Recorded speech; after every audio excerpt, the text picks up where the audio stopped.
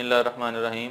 अस्सलाम वालेकुम स्टूडेंट्स, आप सब कैसे हैं? Myself Mohammad Arsalan. तो आज हम आए हैं एक न्यू वीडियो के साथ, एक नई लेक्चर के साथ।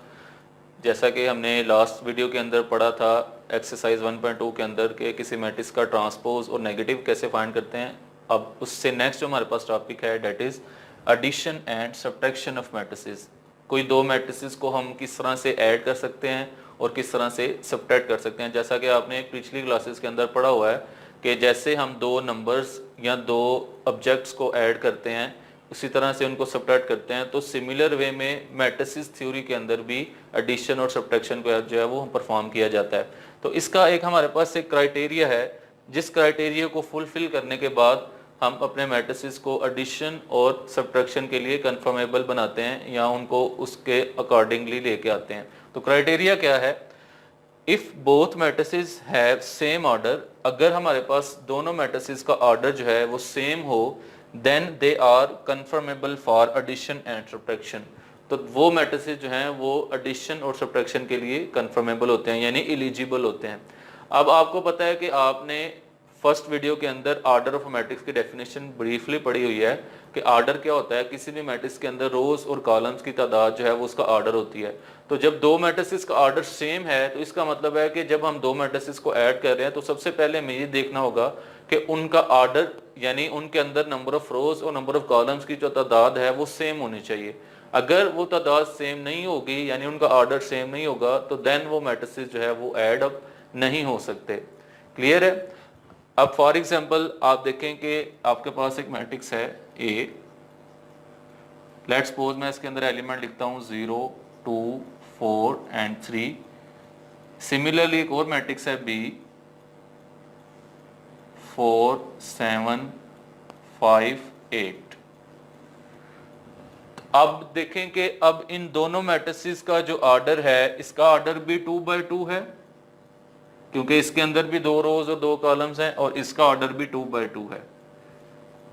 तो अब ये जो दो मैट्रिसेस हैं ये एडिशन के लिए कंफर्मेबल हैं और इनको भी हम जो है वो सब्ट्रैक्शन के लिए भी कंफर्मेबल कह सकते हैं। So this is the criteria for addition and multiplication. हम यहाँ पे कहेंगे, सो यहाँ पे हम लिखेंगे ए एंड बी आर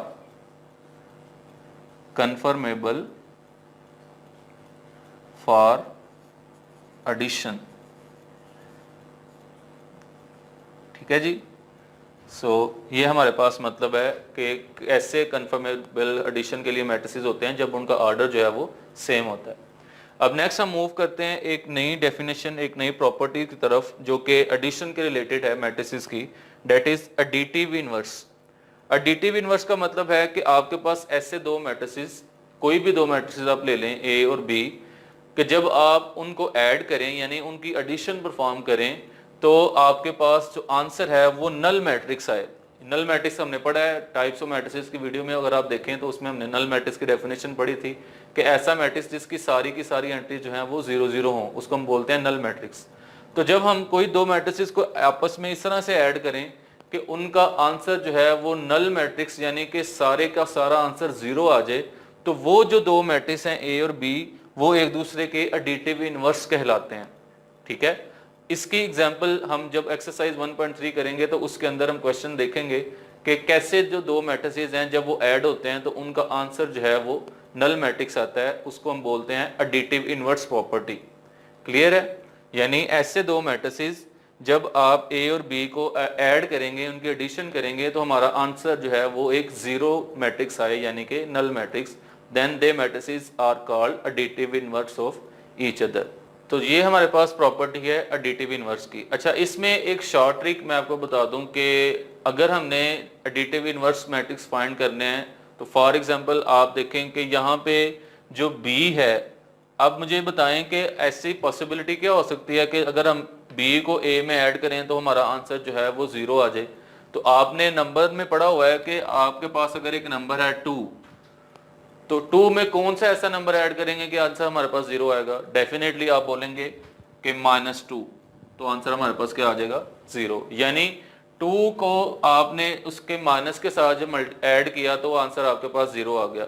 तो सिमिलर प्रोसेस में अब देखें कि मैट्रिसेस के अंदर क्या होता है कि जब आप ए को किसी दूसरे मैट्रिक्स में ऐड करके आंसर 0 यानी कि नल मैट्रिक्स लेके आ रहे हैं, इसका मतलब है यहाँ पे जो बी है ये क्या होगा, it is a negative matrix of A, यानी ये ए का नेगेटिव होगा, यानी ए के अंदर जो मैट्रिक्स के एलिमेंट्स पड़े होंगे उनके साइंस को चेंज करके जो मैट्रिक्स आ रहा होगा वो बी होगा। तो आप इस शॉर्ट ट्रिक को यूज करेंगे जब हम क्वेश्चनिंग करेंगे 1.3 के अंदर, तो वहां पे जब आपसे पूछा जाएगा कि फाइंड द एडिटिव इनवर्स, तो जस्ट आपने क्या करना है कि उस मैट्रिक्स के एलिमेंट्स को नेगेटिव ऑफ मैट्रिक्स में कन्वर्ट कर देना है, जैसे हमने 1.2 में किया था कि उसको जस्ट नेगेटिव से मल्टीप्लाई कर देंगे तो आपके पास जो मैट्रिक्स बनेगा वो उसका एडिटिव इनवर्स कहलाएगा। ठीक है जी। अब हम मूव करते हैं अपनी नेक्स्ट एक प्रॉपर्टी एडिटिव आइडेंटिटी की तरफ, जिसका नाम है एडिटिव आइडेंटिटी। तो एडिटिव आइडेंटिटी क्या है? एडिटिव आइडेंटिटी एक ऐसा मैट्रिक्स है कि जिस मैट्रिक्स के अंदर अगर आप किसी भी मैट्रिक्स को ऐड करते हो तो उस मैट्रिक्स को कोई इफेक्ट नहीं होता, वो आपके पास matrix same as it is आ जाता है, उसको बोलते हैं एडिटिव आइडेंटिटी। तो आपके पास ऐसा कौन सा मैट्रिक्स है जिसको आप किसी मैट्रिक्स में ऐड करें तो उसके ऊपर इफेक्ट ना हो? वो एक ही मैट्रिक्स है, दैट इज नल मैट्रिक्स, जिसको हम जीरो मैट्रिक्स भी बोलते हैं। तो जीरो मैट्रिक्स एक ऐसा मैट्रिक्स है जिसमें आप किसी भी मैट्रिक्स को ऐड करेंगे तो वो आंसर उसका कोई चेंज नहीं होगा, वो एज इट इज आ जाएगा। जैसे आपको पता है कि आपके पास कोई भी नंबर है, लेट्स सपोज 5 है, तो 5 में आप कौन सा नंबर ऐड करेंगे 5 ही आ जाए, तो आप बोलेंगे सर 0, 5 + 0 अगेन हमारे पास क्या आएगा 5।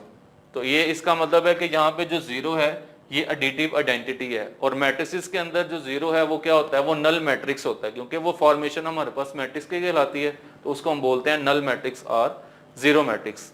क्लियर हो गया? उसके बाद हमारे पास एक लास्ट प्रॉपर्टी है multiplication of matrix by a scalar number, कि आप किसी मैट्रिक्स को किस तरह से किसी स्केलर नंबर से मल्टीप्लाई करते हैं। तो ये एक बड़ी इंपॉर्टेंट प्रॉपर्टी है, हम इसको एग्जांपल से समझते हैं। आपके पास लेट्स सपोज एक मैट्रिक्स है, ठीक है, यहां पर ठीक है, 2, 4, 3 and 8। सपोज आप इसको मैट्रिक्स ए का नाम देते हो, आपके पास ये मैट्रिक्स है ए। तो अब आप इसको क्या कर रहे हो, अगर आप इस मैट्रिक्स को किसी स्केलर नंबर से मल्टीप्लाई करते हो, फॉर एग्जांपल मैं इस मैट्रिक्स को 2 से मल्टीप्लाई करता हूं, 2a, ये क्या बनेगा 2, 2, 4, 3, 8। अब ये जो 2 है ये जब अब मैट्रिक्स के साथ मल्टीप्लाई होगा तो ये मैट्रिक्स ए की हर एंट्री के साथ मल्टीप्लाई होगा। फॉर एग्जांपल आप यहाँ पे इसको कैसे लिखेंगे, अब 2 जो है इस 2 से भी मल्टीप्लाई होगा, 2 4 से भी मल्टीप्लाई होगा, 2 3 से भी होगा और 2 8 से भी होगा। तो हमारे पास आंसर क्या आ जाएगा, दैट इज 4, 8, 6 and 16। सो ये है हमारे पास multiplication of matrix by a scalar number. अगर आपने किसी भी मैट्रिक्स को किसी स्केलर नंबर से मल्टीप्लाई करना है तो वो वाला जो नंबर है वो मैट्रिक्स के अंदर जो एलिमेंट्स हैं वो हर एलिमेंट्स के साथ सेपरेटली मल्टीप्लाई हो जाता है। इसी तरह से हम किसी भी नंबर को किसी मैट्रिक्स के साथ जो है वो मल्टीप्लाई कर सकते हैं। तो अब नेक्स्ट जो है हम क्या करेंगे, 1.3 एक्सरसाइज के जो क्वेश्चन है उसको हम स्टार्ट करेंगे, और इन ये जो चीजें हमने पढ़ी हैं ये बड़ी इंपॉर्टेंट चीजें हैं, आपने इनको बड़े अच्छे तरीके से समझना है, और अगर इन चीज़ों की समझ आएगी तो हम क्वेश्चन को है जो इजीली सॉल्व कर सकते हैं।